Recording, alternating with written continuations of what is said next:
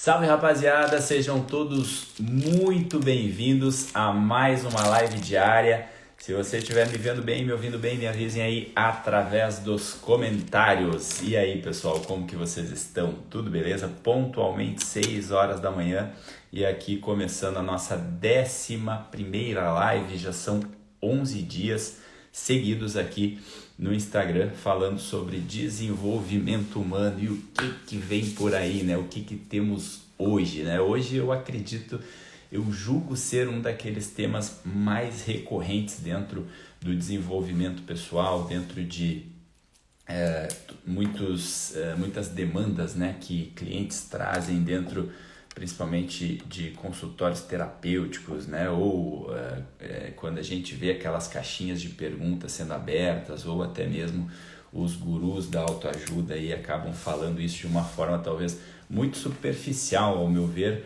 e que não contribuem muito para que a pessoa realmente se desenvolva em relação a esse tema. Mas vamos lá, chega de mistério. Que tema é esse? Esse tema se chama o medo. Quem nunca aqui em algum momento da sua vida não se deparou com algum tipo de medo, né? Ou aquela coisa se limitando, né, para ir adiante por causa de algum medo específico, né? Ora, isso se toma muitas vezes uma proporção maior do que aquilo que é devido à falta da consciência em relação a esse tema, né? E já vou aqui dizendo que eu não estou aqui para falar de medo explicando sobre a sua função biológica, né? Eu estou aqui para falar de medo em relação a como isso pode ser dissipado, como isso pode ser classificado na nossa vida com base nessa consciência do que é e de uma forma desde a mais superficial até a forma mais profunda dessas classificações, né? Então, para começar, eu quero iniciar com uma frase, né, de um poema de Luís de Camões, né, que é um grande poeta português, um grande escritor de Os Lusíadas, e ele talvez seja um dos maiores escritores do mundo, aí certamente está aí no top 10, no top 20 no mínimo, entre os maiores escritores do mundo. E eu extraí uma parte de um dos poemas de Camões que ele fala bastante sobre o amor, e aí vocês vão entender depois qual é a relação que isso tem com o medo. E essa frase do Luís de Camões falava mais ou menos o seguinte: transforma-se o amador na coisa amada. Como ele falava lá, a forma dos portugueses falarem, ele falava transforma-se o amador na coisa amada, que é o mesmo significado que transforma-se o amador na coisa amada, né? E o que o Camões estava querendo dizer com isso é o que eu vou falar ali quando eu falar sobre a classificação do terceiro medo, né? Do terceiro tipo de medo, por assim que dá pra gente falar dessa forma, mas seria o terceiro medo que eu vou falar, que é aquele tipo de medo que é muito pouco falado, né? Os dois primeiros a gente vê todo mundo falando por aí, mas esse terceiro tipo de medo é um medo que está muito profundo e que eu acredito que vai ser a cereja do bolo, que vai fazer sentido total na gente proporcionar essa live e esse tipo de conhecimento para vocês. Então, o primeiro tipo de medo é muito conhecido por todos, que é o medo físico, né? O medo instintivo, né? Aquele medo fisiológico, por assim dizer, né? Que é aquele medo que quer te proteger de algum risco físico. Então, isso é tão simples que não precisa de muitos exemplos, né? Então, o medo de receber uma mordida de algum animal, isso é um medo físico, né? Então, é um medo que te protege de algum risco físico, né? Medo de altura, medo de entrar dentro do mar ali sem saber nadar. Então, são medos físicos, né? São medos fisiológicos. Esse medo, por si só, ele acaba sendo um protetor, né, digamos assim, porque ele é um medo que te protege de um risco físico. Óbvio que quando ele existe de uma forma exagerada, aí a pessoa tem que buscar algum tipo de tratamento, né? Às vezes um medo exagerado de barata, né? Então a própria ferramenta da programação neurolinguística ajuda muito nisso, né? Então você procurar um profissional, um curso relacionado a isso, ou às vezes um método terapêutico, né, que vai te ajudar com esses medos exagerados. Agora, então esse é o tipo de medo que a gente fala que é um medo comum, um medo normal, né, de existir quando não tem esse exagero, né, que é a famosa fobia. Agora, não é esse medo que eu quero falar e também não vai ser desse segundo, mas a gente vai dar uma pincelada para a gente poder, por exclusão, fazer uma diferenciação entre uma coisa ou outra. O segundo tipo de medo é o medo psicológico, né? Não que o terceiro não seja um medo psicológico, mas esse vocês vão entender um pouco mais, que ele é um pouco mais superficial e já está cansado de ser batido, que é aquele medo do olhar do outro, né? Então, aquela escravidão, né? Dizem por aí que é uma das maiores escravidões, é o medo do olhar do outro, sobre o que o outro vai falar sobre mim, sobre o que o outro vai julgar a respeito de mim. E eu acredito também que muitos de nós, ou a grande maioria, já passou em algum momento por isso, né? Aquele medo do que vão dizer, né? O medo do que vão falar, né? Eu mesmo, por exemplo, procrastinei por muito tempo começar a fazer esse trabalho aqui também por medo do julgamento dos outros, né? Muitas vezes era algum discursinho bonito, algum discurso interno, mas no fundo existia uma ponta do medo, né? O que vão falar, né? Porque principalmente quando o medo está atrelado ao errar, né? E agora, só que isso é um tipo de loucura, né? Tu achar que tu vai começar um trabalho novo, tu achar que tu vai iniciar algum tipo de atividade que vai colocar, como dizia um professor meu, expor a cara no sol, tem que pôr a cara no sol, né? Tu vai colocar a cara, a tapa ali, e que não vai existir erros. Os erros eles vão ser frequentes e só podem ser corrigidos com a prática, com a gente vendo aquilo que funciona e aquilo que não funciona. Tá? Então esse medo normalmente ele vem da onde, né? Não estou aqui generalizando, pelo amor de Deus, não entenda isso, mas o que é muito comum da gente ver, né? Principalmente o nosso sistema de educação, ele avalia um aluno através das notas, né? E nós nos tornamos alunos dentro de escolas muito cedo, muito jovem, né? Com muito crianças ainda, né? Quando nós temos lá os 5, 6 anos, a gente começa ali no sistema educacional, no prézinho, na primeira série.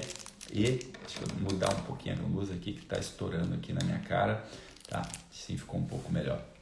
Então, ali nós já somos avaliados com as famosas provas, né, do colégio, e aí tem aquela média que precisa ser atingida. E aí, tanto na escola quanto em alguns outros desafios, às vezes é um menininho que vai jogar na escolinha de futebol. Então, ali existe, por assim dizer, já desde o início, uma certa pressão interna para que você seja bom, né? Então, o primeiro dos medos psicológicos que a gente pode dizer é o medo de não ser bom o suficiente, né? Então, eu vou lá, começo um desafio, ou vou lá na prova na escola, eu tiro 0, e aí muitas vezes, porque eu vou ser julgado e não ser bom, quantas crianças a gente não vê por aí escondendo, né? Ou deixando para contar até a última hora, quando não dá mais para esconder a nota que tirou ruim, a nota ruim que tirou para contar para os pais, né? Justamente por quê? Porque ali existe o julgamento, ali existe aquela coisa, você não é bom. E junto disso existe uma certa ligação no sentido de eu não sou bom, então logo eu não sou amado. Quantos pais cometem a grande besteira de ficar comparando seus filhos com o filho do vizinho? Viu, mas você não tirou a nota boa e o fulaninho, o Joãozinho ali, filho da... Olha lá que exemplo, ele tira notas boas. Ou então, isso é para as coisas mais banais, você não arruma o seu quarto, olha lá o Joãozinho, ele é uma pessoa educada, ou é uma pessoa organizada, ele arruma o seu quarto. Essa comparação que fica o tempo todo fazendo com que a criança dê um significado de que ela não é boa o suficiente e logo por isso ela não merece ser amada, como se uma coisa dependesse da outra, né? Uma das coisas que eu sempre me preocupei na educação da minha filha é deixar claro que o meu amor por ela independe dos resultados que ela tem na vida. Óbvio que eu vou ficar muito feliz com que ela tenha bons resultados, que ela tire boas notas. Agora, isso eu procurei sempre deixar muito claro, que não tem ligação nenhuma com o meu amor por ela. O meu amor por ela falar que é incondicional, às vezes esse é o tema para uma outra live, né? Se fosse incondicional não seria o amor pelo filho, né? Mas quando a gente diz, eu amo o meu filho, de certa forma, esse amor já é de certa forma condicional, mas não é disso que eu quero falar, tá? Agora, quando eu falava sobre isso com a minha filha, eu estava querendo deixar claro para ela o quê? Que independente dos resultados que ela tem na vida dela, independente das escolhas que ela faz na vida dela, o meu amor nunca vai ter relação com isso. O meu amor por ela ele está totalmente dissociado dessas questões externas, dessas questões dos resultados, das escolhas que ela faz para a vida dela, né? Eu não vou amar minha filha mais ou menos se ela escolher ser médica, ou se ela escolher passar no concurso público, ou se ela escolher fazer faxina. Eu não vou amar mais ou menos a minha filha se ela resolver fazer faculdade ou não fazer mais faculdade ou abandonar os estudos. Uma coisa não tem nada a ver com a outra, né? Então, por isso que esse medo psicológico é o medo de errar, o medo de não ser bom. Ele também é muito presente, ele também é muito frequente e também é muito falado aí dentro do desenvolvimento humano. Agora eu quero trazer um terceiro tipo de medo que ele também de certa forma é psicológico, só que eu diria que esse medo ele é mais profundo, ele é muito mais espiritual, talvez, né? Não sei se essa palavra ela está um pouco distorcida, mas é um medo que vai além, um medo que não fica ali só na fronteira ali do físico e do psicológico. É um medo que ele talvez tenha um certo fundo pode até ter um certo fundo de nobreza, dependendo do que é, mas também às vezes ele pode ter também um fundo de futilidade, né? E esse é o medo que tem a ver com a frase do Camões, né, do transforma-se o amador na coisa amada. Por que eu vou fazer a relação dessa frase com esse tipo de medo? Porque esse terceiro medo ele está ligado ao medo de perder algo ou alguém. É o medo de perder alguma coisa que a gente considera nossa e muitas vezes por considerar nossa, a gente considera que aquilo faz parte da nossa identidade. Esse é o terceiro tipo de medo e eu acredito muito, né, que esse medo ele é um medo que assola desde das pessoas mais comuns até as mentes mais brilhantes. Eu já deparei com pessoas que eu tinha maior, profunda e total admiração tendo esse tipo de medo por não ter essa consciência. A gente está falando, óbvio, de algo que é realmente muito profundo, né? Por isso que eu falo desde ontem, ou em outras lives eu venho falando para vocês, eu não entrei aqui dentro do Instagram para falar de coisinhas fúteis, de banalidade, dos 7 passos para você ter sucesso. Eu vim aqui falar de coisas realmente que, ao ganharmos consciência, eu escrevi ontem lá na bio do meu perfil, que uma das minhas funções aqui é promover a elevação do nível de consciência. O que eu estou querendo dizer com isso? Ao ganhar consciência de coisas que eu não sabia, de coisas que eu não percebia antes, de coisas que muitas vezes estão sendo trabalhadas ali no meu gigante inconsciente. E quando eu trago para minha consciência, poxa, aí tudo faz sentido, né? Aí às vezes por repetição ou por alto impacto a gente consegue colocar isso em pauta dentro da nossa vida, né? Então isso esse terceiro tipo de medo é um medo que eu considero que assola a grande maioria das pessoas e até mesmo as pessoas com resultados incríveis na vida externamente, né? Então, por que esse medo assola a todos, né? Porque é um medo de um apego, um medo de perder algo que eu já coloquei como sendo parte da minha identidade, né?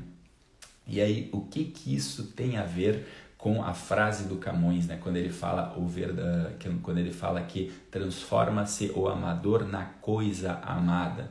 Porque, ora, se a gente for parar para ver, tudo aquilo que a gente ama, de certa forma, se transforma um pouco na nossa identidade, né? Então, imagina aquela pessoa que ela tem um amor gigante pelo seu carro, um amor gigante pelos seus bens materiais.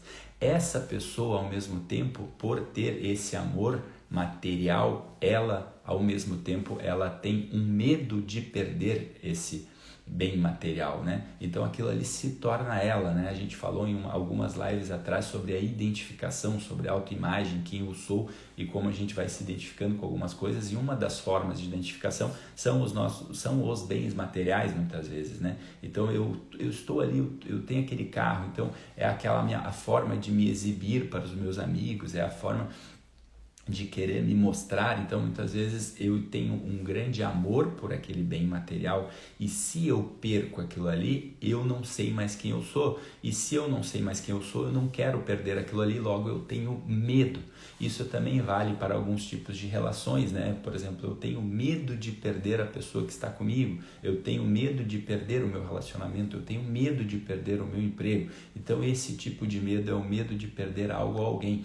Tudo aquilo que a gente ama, de certa forma, é aquilo que a gente se transforma. E é aí que eu quero chegar no ponto mais importante, né? Então, falamos do medo físico. O medo físico é um medo comum, é bom que se tenha, né? Se ele não tiver de uma forma exagerada, ele é protetor. O medo psicológico, a gente consegue se dissipar ele ao ganhar consciência de que não existe nenhum risco físico, que é simplesmente uma interpretação da nossa mente de que para sermos, que precisamos ser bom para sermos amados. Então, ganhando essa consciência, esse medo também de certa forma se dissipa. Não estou falando isso, jogando isso numa vala comum, dizendo que é tão simples, mas é um tipo de consciência que já ajuda.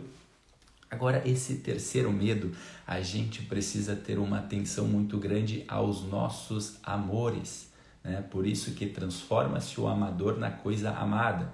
A gente precisa ter atenção àquilo que a gente ama na vida. E essa é a única forma da gente não ter medo. Esse tipo de medo de perder algo, ele está relacionado àquilo que a gente ama. Ora, meu Deus do céu, isso vem de uma grande interpretação de que aquilo que a gente possui é a nossa identidade. Só que existe um outro tipo. Então vamos fazer o seguinte. Então talvez a proposta nesse momento seja, se eu falasse ironicamente, alguém me respondesse e ia dizer, poxa, então tá bom, então é muito simples, é só não amar mais nada, né? Então assim a gente resolve esse tipo de medo, né? Não precisa amar. Se o medo ele vem decorrente daquilo que eu amo, então não precisa. Então qualquer coisa que eu amar, então vai me gerar medo. É isso? Não. É aí que eu quero chegar. A gente precisa prestar atenção nas coisas que a gente ama, porque se a gente consegue... É aí, por isso que eu falo lá no começo das primeiras lives sobre... Antes da gente focar na nossa ação, a gente precisa focar na nossa forma de pensar, no meu olhar, nos meus paradigmas, na forma que eu vejo o mundo. E aqui vai um dos paradigmas, que é a forma que a gente interpreta essa palavra subjetiva chamada amor, né? O amor como algo hollywoodiano, como algo, né, sentimentalista, né? Esse apego pelas coisas ou por alguém, esse é um tipo de amor que vai sempre gerar medo, porque primeiro existe o medo de perder aquilo ali, né? E existe a impotência também que vem, que é o medo de não poder fazer nada por aquele algo ou alguém. Então esse tipo de medo ele vem sempre acompanhado, né, do amor e da impotência, né? Aliás, esse tipo de amor ele vem sempre acompanhado do medo e da impotência. Agora, como então, que raios a gente deve fazer para que isso se resolva e para que eu não tenha esse tipo de medo na minha vida? Para que eu não tenha esse tipo de medo na minha vida, eu preciso mudar a minha interpretação sobre o que é o amor. E aí eu consigo olhar esse amor de uma forma mais profunda, não esse amor apegado. Porque esse amor apegado, ele nem deveria ser chamado de amor. Esse amor de apego, de trazer as coisas que eu possuo ou as pessoas que eu me relaciono para a minha identidade, na verdade ele deveria ser chamado de previdência privada, porque é um tipo de amor que eu estou pensando em mim, é um tipo de amor que eu estou pensando no retorno que aquilo ali me dá. É aquela velha pergunta, né? Como essas coisas podem ser útil para mim? Como essas pessoas podem ser útil para mim? Quando na verdade a pergunta certa deveria ser como eu posso ser útil a isso? Como eu posso ser útil ao mundo? Não é sobre o que o mundo pode me proporcionar, é sobre o que eu posso proporcionar ao mundo. E ao inverter essa frase, a gente já começa a ter um certo princípio do que eu estou querendo dizer nessa transformação do nosso olhar sobre o amor.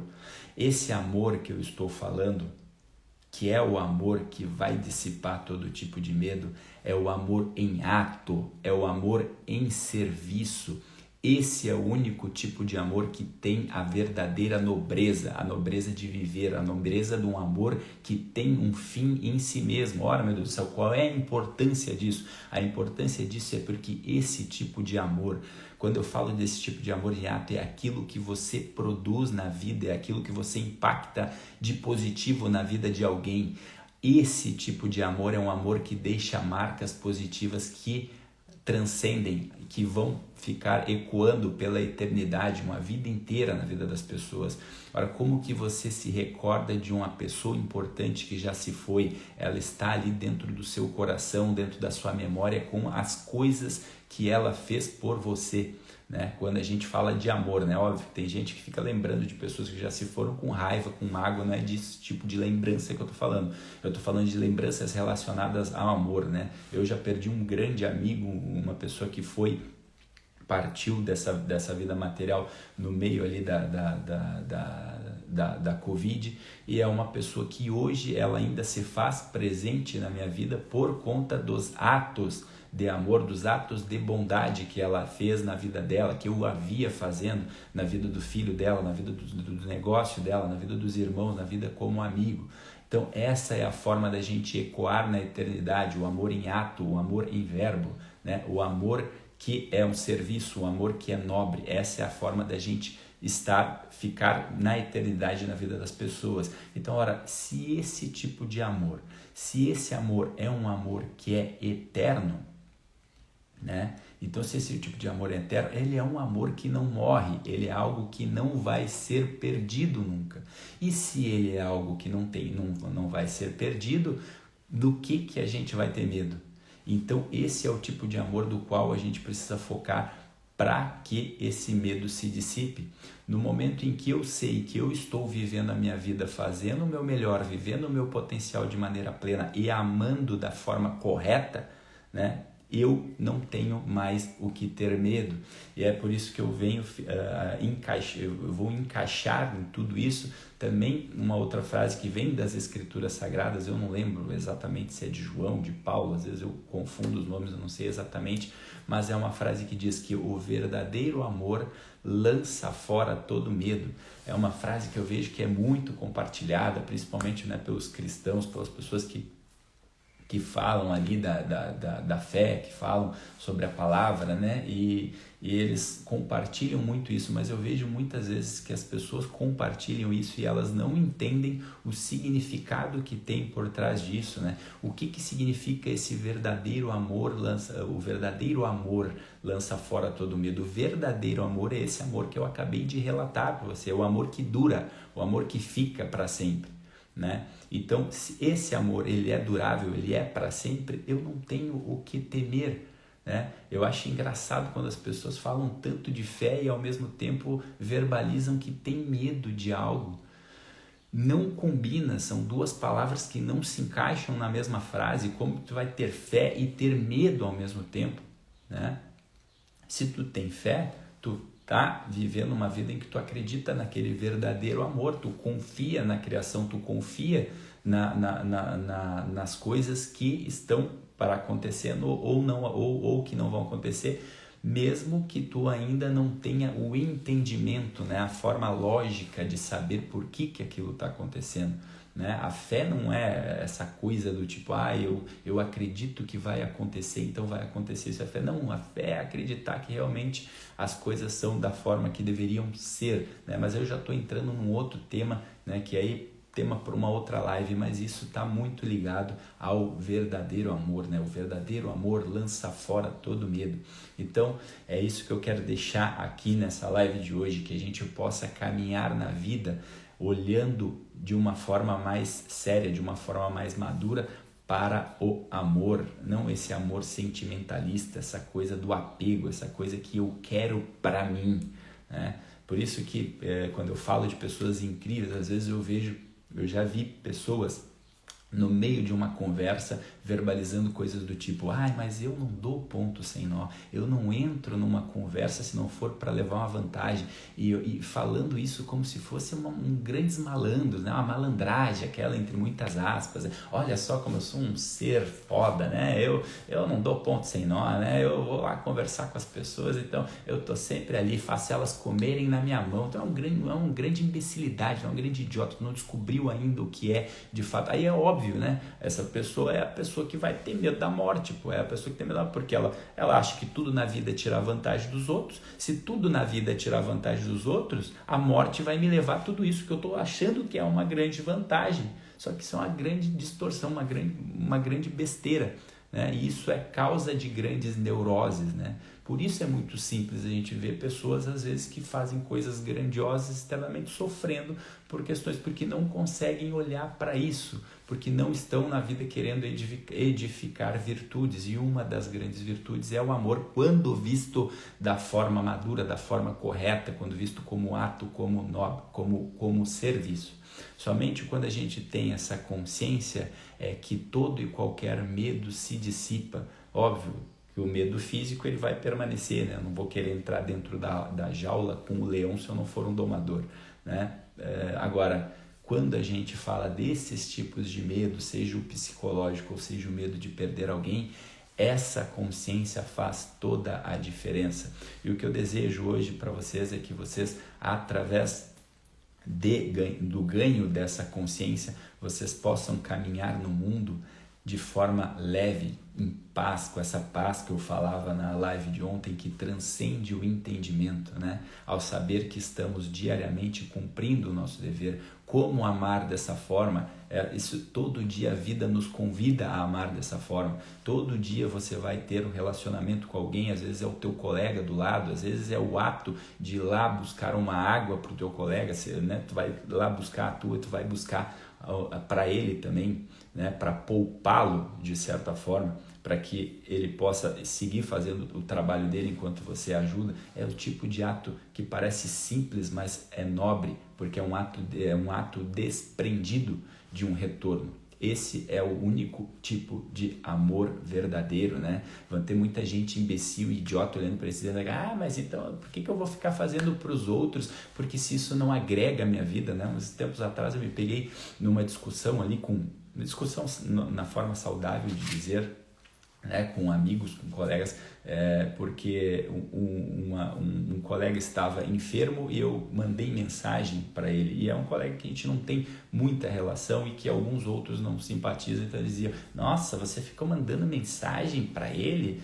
Tipo, como se aquilo ali fosse um absurdo, porque por não ter a simpatia daquele colega, então significava que eu não poderia ter uma preocupação com ele, né? Óbvio, ora, quando alguém está enfermo, uma única mensagem, quando alguém está passando por uma dificuldade também, muitas vezes uma única mensagem, uma única palavra dita de coração, dita de forma verdadeira, uma preocupação genuína, é aquilo que pode muitas vezes salvar o dia da pessoa, para ela olhar e dizer, poxa, existe alguém que se importa, então ora, por que eu não vou estar fazendo esse ato, né? E aí uma dessas pessoas que estava na discussão, ela verbalizava o seguinte, se isso eu não desejo mal, nem aquela, né, aqueles conceitos, né, de malandrão, né? Isso para mim, eu não desejo mal nem desejo bem, né? Eu não desejo mal nem desejo bem, mas se não agrega valor à minha vida, então eu não faço nada. Porra, meu Deus do céu, tu não entendeu nada, cara, tu não entendeu nada. A vontade de dizer para a pessoa, tu não entendeu porra nenhuma da vida, cara, não entendeu nada sobre isso, tu não sabe o que é amor. Isso explica, isso, tu olha para tua vida e tu vai compreender muitas coisas ao ver que esse teu pensamento está distorcido. Não é assim, eu só posso fazer por quem agrega valor à minha vida. Esse não é o tipo de amor correto, um amor verdadeiro. Esse é o tipo de amor que causa as neuroses. Esse é o tipo de amor que causa, no fim das contas, o medo. Porque eu acho que só posso fazer por quem agrega algum tipo de valor na minha vida. Ou seja, eu estou só pensando na porra do meu umbigo, no retorno que alguém ou algo pode me dar, no carro que vai fazer com que eu tenha, vou falar aqui o palavrão, né? Porque parece que eu estou acelerando aquela minha máquina, eu vou crescer o meu órgão genital, né? né? Então é o meu apego, o que aquilo pode dar de retorno para mim, né? É o imbecil que vai para um camarote e paga lá bebida para todo mundo, paga 5, 6 vezes o valor daquela bebida lá para poder dizer, olha só como eu sou pomposo, né? Olha só como eu sou galã aqui, né? Venham perto de mim aqui porque eu tenho o poder. Esse é um tipo de apego às coisas que são finitas, que acabam, né? Então, esse é o tipo de amor que acaba criando essas neuroses, né? O amor de querer sempre o retorno. Então, não caia nessa armadilha e, então, foque nesse outro tipo de amor, que é o amor durável, né? Que é o amor que ele deixa marcas por uma vida inteira, que é aquele que verdadeiramente importa, e dessa forma todo o tipo de medo vai se dissipando na sua vida. Tá bom, pessoal? Por hoje é só. Que seja um ótimo início de semana. Essa foi a nossa live número 11. Compartilha com quem você acredita que faça sentido ver todo esse conteúdo. E amanhã estaremos aqui de novo, se Deus quiser, na nossa live número 12. Tá bom, pessoal? Um grande beijo, fiquem com Deus e até a próxima. Tchau!